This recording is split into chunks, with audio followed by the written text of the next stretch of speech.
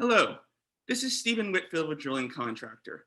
Today I'll be speaking with Erik Larsen, Vice President and Head of HSSE at Maersk Drilling, about how the company has redefined its approach to safety through the implementation of its Safety as a Capacity strategy, which was launched in 2018 in part to help the company develop further controls and capacity to recover from major incidents and embed new safety habits among its personnel. Mr. Larsen, thank you for joining me. Stephen, thanks for inviting me. It's a pleasure being here. I'll start with this question. How would you describe safety as a capacity? What exactly is this strategy? Well, Stephen, that's a very good question. And I think it's important for me to state that the safety as capacity strategy is not a revolution. It's more an evolution. We are standing on the shoulders of all the colleagues that have developed this industry into one of the safest industries in the world. But unfortunately, we have seen that the safety performance has kind of plateaued in the industry. We are not improving anymore, but we are just stabilizing it on a very, very good level. But back in 2017, we unfortunately had an accident with a fatal outcome, and we lost a colleague. That made us stop up and reflect and analyze our safety performance and our safety strategy. And we realized that even on the safest of our rigs, we could still experience accidents with a fatality. We also see that in our industry, where we see accidents such as the Macondo accident or other things like that. That happens on the safest of our rigs. And we ask ourselves, why is that? And the realization was that we had to accept that safety is not the absence of incident, it is the presence of something else. And that something else is what we call the capacity. So we wanted to redesign our safety approach. We wanted to redesign how we think and look at safety. And we defined that as in our strategy, safety as capacity. Here we focus on three main pillars. The first one being simple to be safe. I think it's fair to say that our industry is highly complex and in some areas also complicated, but we make it too complex.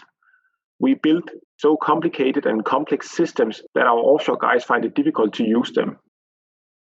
We write everything down in long procedures and policies, and we need to do that smarter. So the simple to be safe solution or track is really about simplifying all the things we do, creating systems that are user-friendly, creating a lot less documentation and documentation that are a lot more user-friendly. Maybe think about it like when you buy furniture at IKEA, you get the documentation and suddenly magically you can actually assemble a cabinet that you buy at IKEA just by looking at the drawings.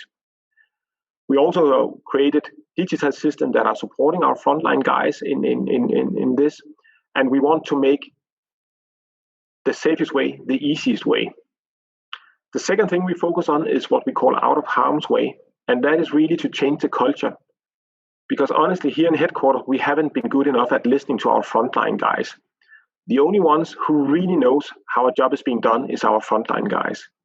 But still, for years and years, we have been designing the tools, the processes, and the systems that they will be using out there. With out of harm's way, we want to turn it around. We want to ask our guys, what do you need in order to be safe? And then our role here in headquarters is to try to provide them with what they need. Of course, we cannot give them everything because we also have budget constraints, etc., etc. But we need to listen to our frontline, and we here in Maersk Drilling have decided that we cannot develop any of these things that are safety critical without close involvement of our frontline. And then the last thing, which probably is the biggest thing right now, is the human factors. We have realized, and everybody know that as well, but we have realized that we employ human beings, and human beings, they make human mistakes, also known as honest mistakes. If we build a system that is dependent on human beings being 100% reliable, 100% of the time we fail.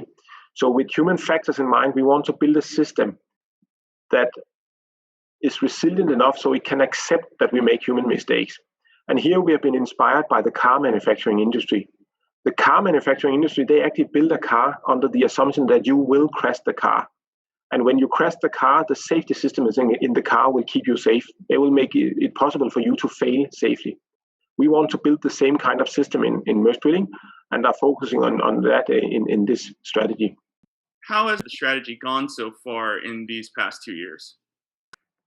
I think it's fair to say that internally in Maersk Drilling, I have been so impressed with how well it has gone, because the way we communicate our strategy, where we talk about humans and human makes mistake, and we cannot make a system where we do not believe that humans make mistake, that intuitively makes sense to our people.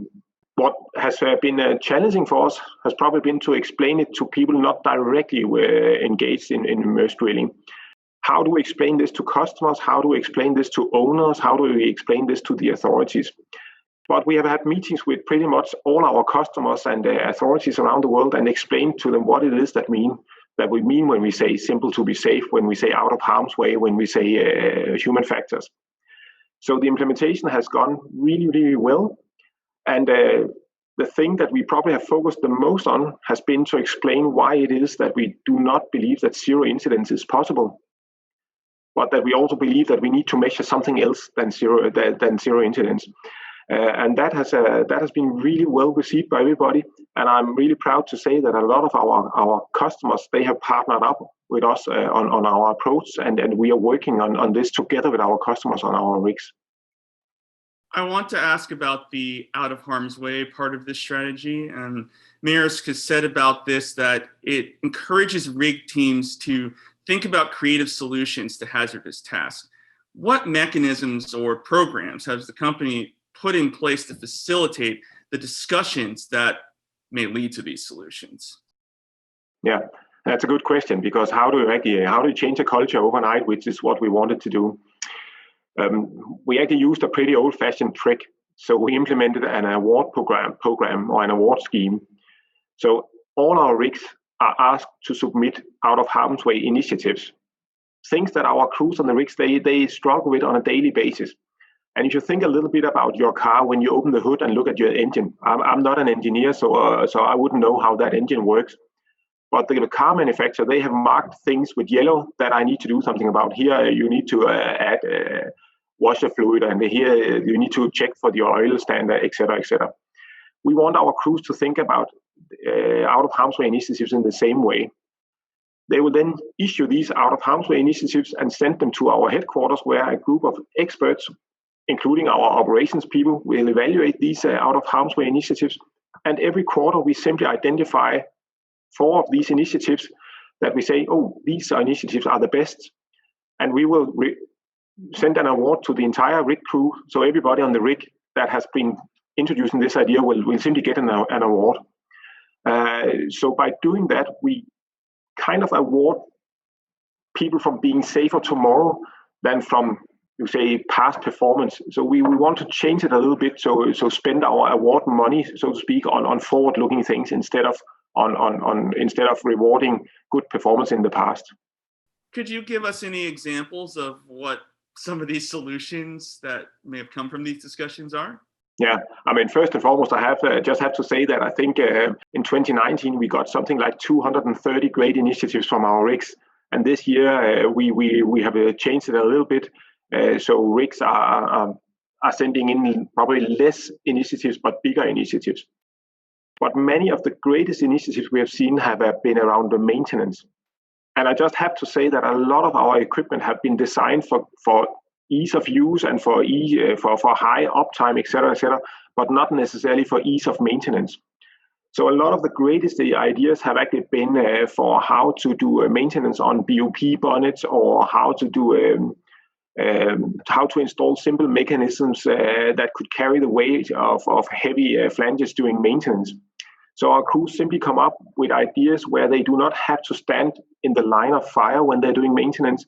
They come up with an idea for a technical solution that, for example, will help us lift out bonnet doors by using a hydraulic skidding system instead of having to rig up a manual lifting arrangement.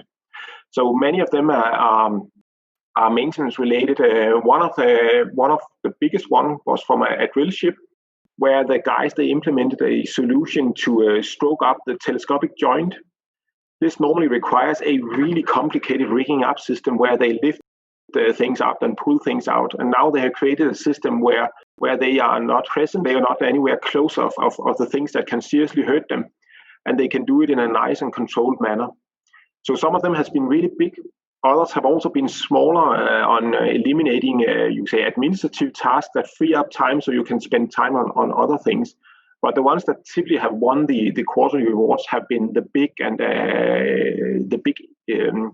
impactful solutions that typically have been focusing on maintenance jobs.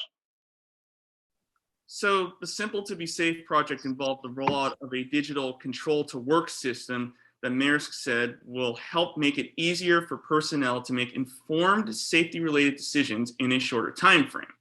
Could you go into further detail on what this system entails? One of our core processes, and I think that's a core process for pretty much all offshore companies, is our work execution process, where we plan and prepare our work and we issue the approvals, the isolations, etc., etc. In Maersk Drilling, that was an analog process until 1.5 years ago. The analog process required that you went into our management system, you found and downloaded some documents, you printed them out, you signed those documents, you went into another system, you uploaded things to that other system, and then you printed stuff out again. And for the guys that then worked on the drill floor, they sometimes also had to go back to accommodation to access the system from accommodation before they went back to the rig. So a typically highly complex task took something like 120 minutes to prepare. And we are not even started working yet. This is only the preparation. The control of work application has turned this analog process into a digital process that can be executed from your laptop, from your desktop computer, from a tablet, pretty much from any device. Everything is in the same application. You get a complete overview of what is going on the rig, and you are being guided through the process.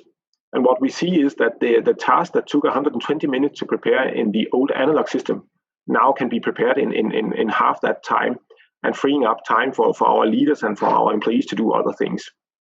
The system also utilizes machine learning because we have, of course, identified a lot of the hazards and the controls that need to be in place when we do standard tasks. But when the rigs then are performing the task, then the situation might be a little different. Maybe the weather has changed, maybe the crew composition has changed, maybe something else has changed. So the rig crews will then update the process and procedures in our control of work system.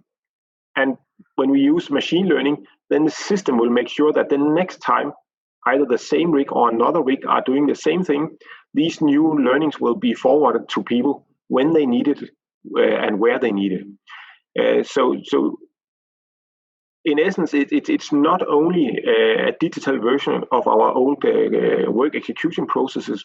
It's a much smarter system that helps our people and give them the capabilities to make the right decisions real time. And an added benefit of that is that we save a lot of time on the planning activities. Things simply happen a lot faster. We also, from headquarters and from rig teams, can follow real time what's happening and help our people out there when they need it.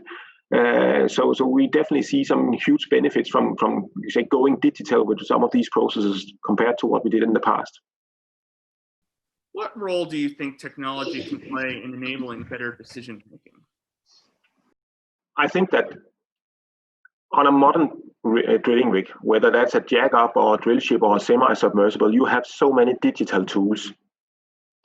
But I think we have missed the digitization. We haven't connected the digital tools into an ecosystem.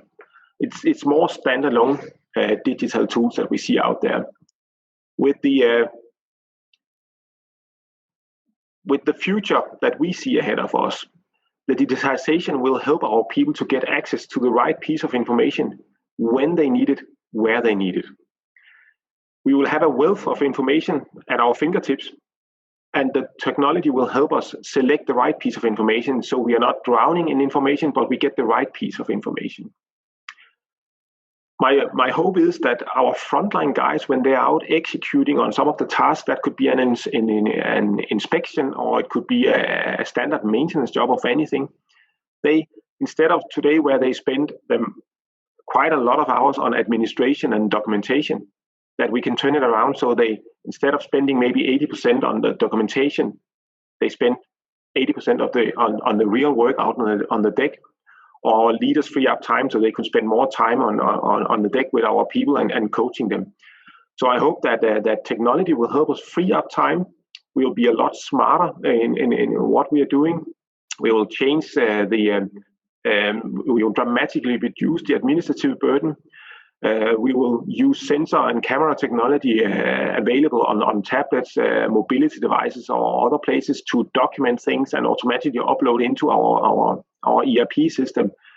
So things will be a lot faster, and decisions will be made based on data instead of based on you say experience or through a lot of conversations. So my dream is definitely that we'll be safer and we'll be more efficient, and we will create a workplace that probably more reminds us about the technology we use when we are at home than today.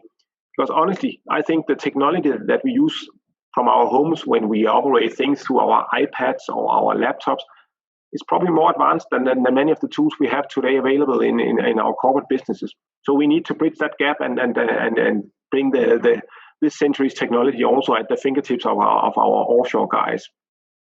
Well, Maersk is currently in the third generation of its barrier management program, which was designed to reduce the risk of a major accident. A lot of operators and drilling contractors have their own definitions and categorizations of barriers. How does Maersk define and categorize barriers? I think that the fact that a lot of us, we pretty much do the same but have different definitions and categorizations is one of the issues in our industry, because our crews, they move around between companies, and when you have been used to work with some categories and some definitions in one company and then you move to another company, it takes a while to onboard. So I can only hope that we maybe even through IADC could standardize some of these things. But I think in Maersk Drilling, I think we use a pretty standardized way of looking at our barriers. We have grouped them into three categories. Our technical barriers, which we also call the hard barriers, the things that we really trust, the BOPs, etc., etc. We have the operational barriers that are our documentation, and then we have the organizational barriers that are our people. So technical, operational, and organizational barriers. For all these barriers, we have been developing performance standards. So we know when you look at the people barriers or the organizational barrier, we know what are the competencies required to perform in a certain job, also to perform it safely. For the technical barriers, how do we know that these things are actually working as intended? And with the sensors we have in place and with the technology we have in place, we can measure the integrity of our barriers in real time.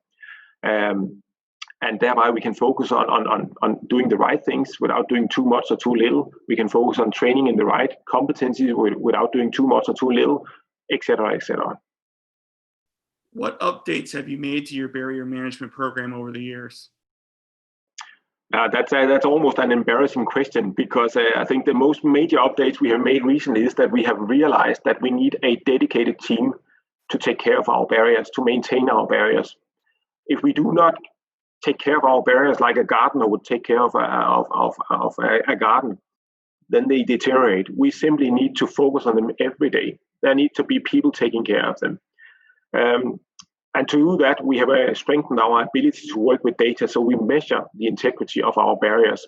And that gives us access to a wealth of data, which then introduces another problem, because when headquarters get access to real-time data of what's going on a rig, we tend to start micromanaging our rigs. So we also have to learn how to work with data and not to micromanage our rigs, but intervene when it's needed with the right intervention, so to speak. So the two major things that I would say that is the most important improvement is that a dedicated team to take care of the barriers, and then the ability to measure the integrity of our barriers and work with the data that we get access to. Training is obviously a big part of a strong safety culture. How has Maersk adapted its approach to training to fit within the safety as a capacity strategy, if at all? I think that's a very, very good question, Stephen, and maybe something that a lot of companies they miss when they change a strategy. We kind of believe that as soon as we have communicated our new strategy and put up the great posters on the wall and handed out the T-shirts, then it's fine and dandy. But it's not. Culture will eat strategy overnight. We all know that, and we have heard about that for so many years.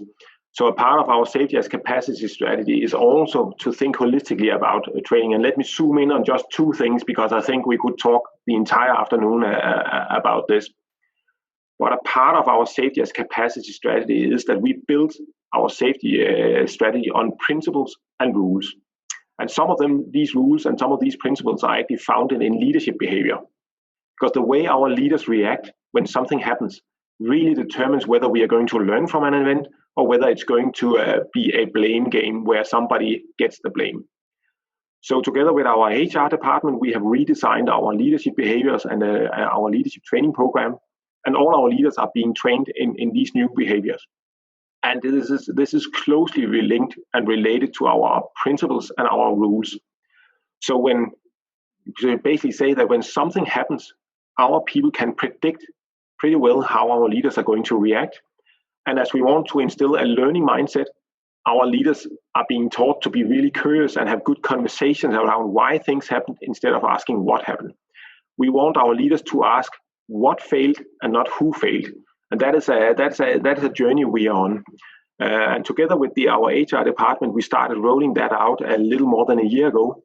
Unfortunately, with the current COVID health situation, we haven't been able to do quite as much as we hope to do, but we are picking up on these things again.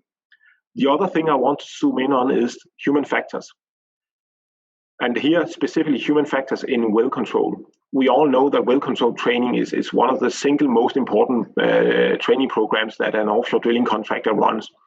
And here we, for quite a while, has been working on building in human factors in our training programs.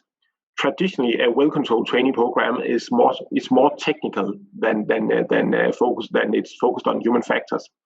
It's really about can you handle the piece of equipment? Can you recognize when the well is not behaving or performing as you expected it to do? Can you prevent a kick and can you deal with a kick when it happens? But we actually believe that the human factors elements are more critical important than many of the technical elements. So we are building in human factors in the way we train. And that means that training needs to be done more in scenarios than in active tasks that you're performing. You need to replicate a lot more what reality looks like. And when you are sitting in a training environment, you should actually pretty much shortly after you go into that training environment, forget that you are in a training environment and just think that you are in the real world environment. So you can say we have stolen with pride from the armies, and you could almost say we apply the same philosophy, train hard, fight easy philosophy that you'll find many armies follow. So those are the two main things that I will point at in how we have changed our training approach after implementation of safety as capacity. As part of the rollout of the strategy, Maersk said it would move away from the traditional approach of measuring safety by recordable incidents, taking the severity of an incident more into account, as well as the capacity of its personnel to prevent incidents from escalating. How do you measure these things? And what impact does measuring these things have on improving safety on site? Yeah, that's one of the most fundamental questions in our safety as capacity strategy. I think it's important here to zoom back on some of the things we spoke about earlier on in this conversation. And that is that we do not believe that safety is the absence of incidents, but the presence of capacity or the presence of safeguards. And we also believe that as long as we employ human beings on our rigs, we will experience human mistakes. We also call these human mistakes for honest mistakes. So people do not show up at work with the intention to make a mistake or hurt themselves or hurt others. We don't believe that. So how do we then measure safety in a safety as capacity strategy? What we focus on is trying to eliminate the severity or reduce the severity of an incident. So the mistake that would kill someone shouldn't kill a person. And again, we are inspired by the car manufacturers. When you crash your car, the airbag will prevent you from being hurt by hitting your head into the windscreen or into the steering wheel. We want to implement the same kind of thinking here in Maersk Drilling.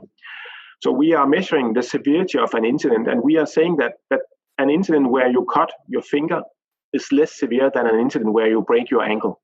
So all the incidents that we see in Maersk Drilling are being scored, and the least severe incident is being allocated a value of 1, and the most severe incident is being allocated a score of 4,000.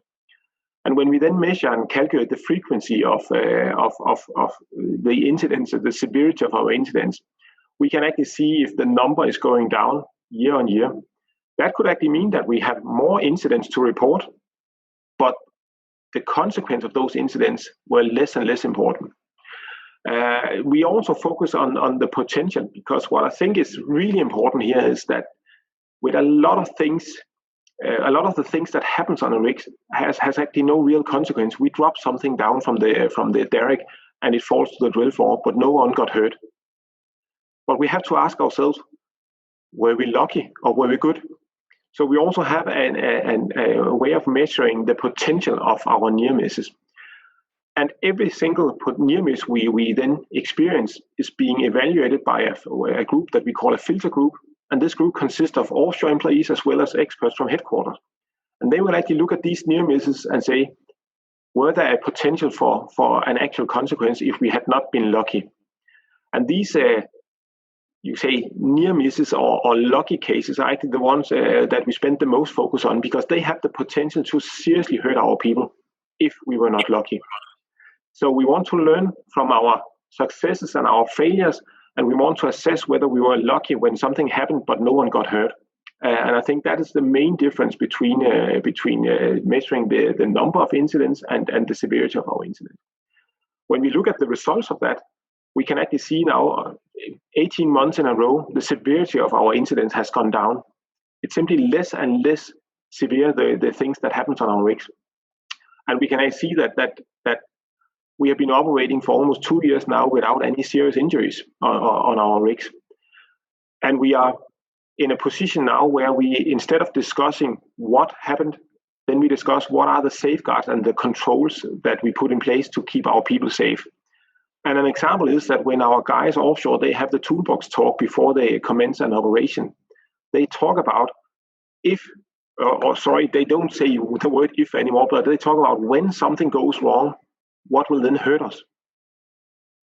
When something goes wrong, what will keep us safe? And are we satisfied with that?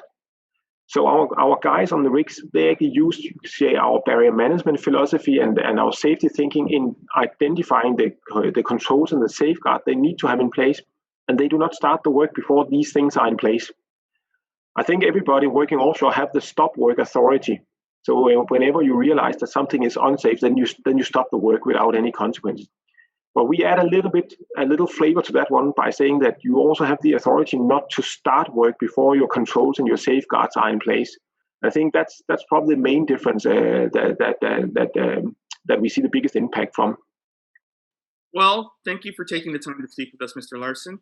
We appreciate the perspective you provided on this safety strategy, and we look forward to seeing how it will develop further in the future. Thanks again. Well, thank you, Stephen, and thank you, IADC, for hosting this. And I appreciate the opportunity to share with a wider audience. So thank you very much. And thank you for visiting Drilling Contractor.